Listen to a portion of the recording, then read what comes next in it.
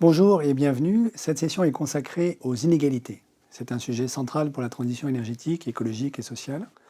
Un monde inégalitaire ne pourra pas réussir sa transition vers une économie décarbonée. Nous commencerons par nous interroger. Pourquoi faut-il réduire les inégalités? Puis nous montrerons que de fortes inégalités subsistent entre pays et que notre mode de développement actuel ne réduit ni les inégalités ni la pauvreté. Ne pas transformer notre mode actuel de développement, c'est se condamner à un monde inégalitaire en termes de revenus, de patrimoine et d'accès aux ressources. Pourquoi donc faut-il réduire les inégalités? Il y a d'abord des inégalités que l'on peut mesurer en termes monétaires, les inégalités de revenus ou de patrimoine entre les pays et à l'intérieur d'un pays donné. Mais on devine que la notion d'inégalité ne se réduit pas à son sens exclusivement économique. Le philosophe américain John Rawls a construit en 1971 une théorie de la justice distributive fondée primo sur l'accès pour tous à un panier de biens premiers dont font partie les libertés, les droits et les opportunités auxquelles chacun doit pouvoir avoir accès. Segundo, cette distribution primaire étant assurée, la théorie de la justice de Rawls est fondée sur le principe de différence ou de maximine. Maximiser le sort du plus défavorisé. C'est cela la justice selon Rawls. De son côté, l'économiste indien Amartya Sen a étendu cette approche à la notion de capacité, c'est-à-dire d'aptitude potentielle de chacun à exercer un droit. Exemple, tel paysan indien dispose du droit de vote, fort bien. Mais s'il ne sait pas lire, ou s'il habite une région trop enclavée pour pouvoir rejoindre un bureau de vote, en réalité, il n'a pas la capacité de voter. Avec Cécile Renoir, j'ai travaillé sur la construction d'un indicateur de capacité relationnelle qui mesure la qualité du lien social dans une société. Avons-nous la capacité de nous intégrer dans des réseaux, d'avoir des relations humaines fécondes? On peut mentionner enfin l'indice de développement humain développé par Sen et Hack, qui classe les pays selon leur niveau de développement en prenant en compte non seulement le revenu, mais aussi l'éducation et l'espérance de vie. L'indicateur de capacité relationnelle et l'indice de développement humain sont des exemples d'indicateurs multidimensionnels qui conjuguent plusieurs dimensions d'un même phénomène. Ce caractère pluridimensionnel témoigne de ce que les inégalités ne peuvent pas se réduire à la seule dimension du revenu monétaire. Il faut donc réduire les inégalités d'abord pour des raisons éthiques. Comme l'a montré par exemple la philosophe américaine contemporaine Martha Nussbaum, le bien d'autrui fait partie intégrante du bien de chacun. La réduction des inégalités n'est pas un moyen, mais c'est d'abord un but éthique en lui-même. Au fond, c'est la grande percée de Kant et des Lumières du XVIIIe siècle que d'avoir montré que se soucier du bien d'autrui est une condition minimale d'humanité. Une société où je cesse de me soucier d'autrui est une société inhumaine. Sur le plan économique, Joseph Stiglitz a montré dans son ouvrage Le prix de l'inégalité que l'inégalité génère des coûts pour la société. Le manque de cohésion sociale, par exemple, qui se traduit par des grèves, des problèmes de criminalité, de santé, etc. Christine Lagarde, la directrice générale du Fonds monétaire international, a déclaré dans un discours de 2012, je cite, que la diminution des inégalités va de pair avec une stabilité économique renforcée et une croissance plus durable. Enfin, les épidémiologues britanniques Pickett et Wilkinson ont montré dans The Spirit Level qu'une société plus égalitaire est une société où même les plus riches se portent mieux en moyenne. Enfin, il ne faut surtout pas croire à la théorie du ruissellement, qui a été longtemps enseignée mais qui s'avère fausse. Cette théorie prétend que les revenus des individus les plus riches finiraient par bénéficier à l'ensemble de la société car ils seraient réinvestis. Pourquoi?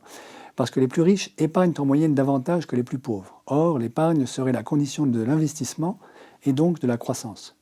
Pourtant, cette argumentation est fausse. Les plus riches épargnent en effet davantage que les plus pauvres, ça c'est vrai, mais cette épargne n'est pas nécessairement investie dans des projets créateurs de bien-être. Par exemple, une part substantielle finit par alimenter des bulles spéculatives sur les marchés financiers en gonflant artificiellement le prix des actifs financiers. Ou bien, une autre part finit par financer des projets immobiliers pharaoniques en Chine qui alimentent cette fois une bulle immobilière et sont extraordinairement émetteurs de gaz à effet de serre. Ensuite, l'épargne n'est pas un préalable à l'investissement. C'est la création monétaire, le crédit bancaire, qui crée les dépôts et l'épargne et non l'inverse. C'est en s'appuyant sur cette théorie erronée que les États-Unis et le Royaume-Uni ont réduit l'imposition des revenus élevés dans les années 80. Et en effet, depuis cette période, les écarts de revenus se creusent dans les pays développés, comme nous allons le voir. De fortes inégalités subsistent entre les pays. Pour mesurer l'inégalité de revenus entre les pays, on utilise ce qu'on appelle la parité de pouvoir d'achat, en anglais Purchasing Power Parity, PPP. En effet, avec $1, il est évident qu'on achète davantage à New Delhi qu'à New York. Le PIB par habitant en PPP est une mesure du pouvoir d'achat réel moyen d'un habitant dans un pays. Vous trouverez en annexe une explication sur la manière dont on effectue ce calcul qui dépend d'un grand nombre de conventions. Entre 1820 et 1970, les pays émergents ont progressivement rattrapé les pays anciennement industrialisés et les inégalités de revenus en PPP entre pays ont commencé à se réduire. On voit par exemple sur ce graphique que l'Inde et la Chine ont réduit l'écart en termes de PIB par habitant en PPP et les projections de l'OCDE indiquent qu'elles continueront à le faire au cours de ce siècle. Mais attention, si l'écart se réduit en termes relatifs, les différences de pouvoir d'achat en valeur absolue, elles, continuent d'augmenter. L'OCDE prévoit par exemple que l'écart continuera de se creuser en termes de pouvoir d'achat entre la Chine et les États-Unis dans les 50 ans qui viennent. Or, la Chine et l'Inde sont des pays émergents, ce qui n'est pas le cas de tous les pays en développement.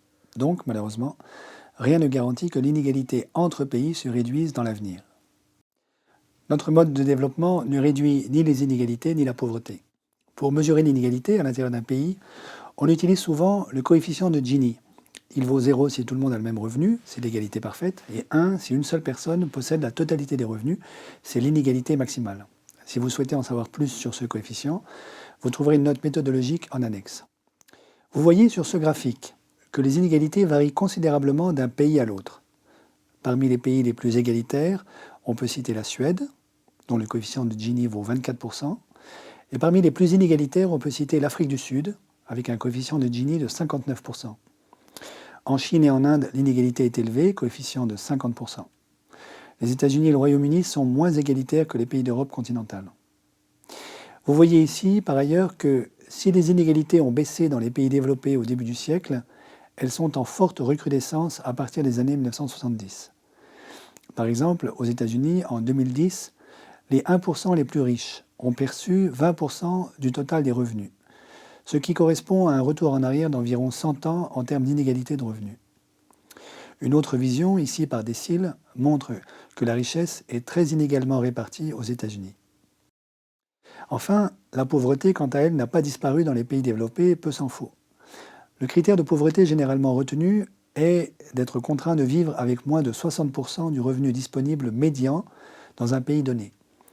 Le revenu médian, si vous l'avez oublié, c'est le revenu en dessous duquel se situe la moitié de la population, et l'autre moitié de la population se situe logiquement au-dessus du revenu médian. Aujourd'hui, 45 millions d'Américains vivent sous ce seuil de pauvreté ainsi défini, soit près d'un Américain sur 7. Dans l'Union européenne, 124 millions de personnes sont pauvres, d'après ce critère, soit près d'un Européen sur 4. Quant à la population vivante en situation de pauvreté extrême, c'est-à-dire avec moins de 1,90 $ en parité de pouvoir d'achat par jour, elle s'est certes réduite d'un peu plus d'1 milliard de personnes au cours des 20 dernières années sur la totalité de la planète. Mais sur ce milliard, 800 millions de ces humains qui sont sortis de la trappe de la grande pauvreté sont chinois. Leur sort ne doit donc rien ou presque aux solutions préconisées par le consensus de Washington au cours des 30 dernières années.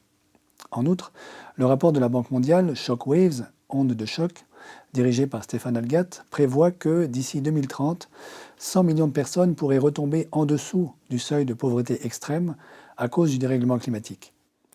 Pour pouvoir apprécier véritablement la contribution du développement planétaire des 3 ou 4 dernières décennies à la sortie de la grande pauvreté, il faudrait donc tenir compte de l'impact différé du climat que notre mode de développement a profondément bouleversé. Et du coup, rien ne prouve aujourd'hui que le bilan sera finalement positif.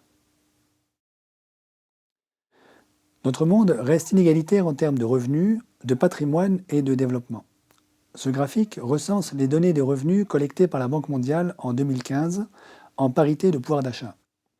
Les revenus nationaux annuels bruts par habitant vont de 390 $ au Niger, par exemple, à 93 820 $ en Norvège. Les 3% des individus les plus riches du monde se partagent plus des 2 tiers du patrimoine mondial, alors que les 41% les plus pauvres ne disposent pas même d'1% du patrimoine mondial. Ce qui devait arriver arrive, c'est-à-dire que les inégalités de revenus, historiquement constituées, finissent par déboucher sur des inégalités de stock et donc de patrimoine. Quant à l'indice de développement humain, en 2010, il variait de 0,5 pour une grande partie du continent africain à plus de 0,9 pour l'Amérique du Nord.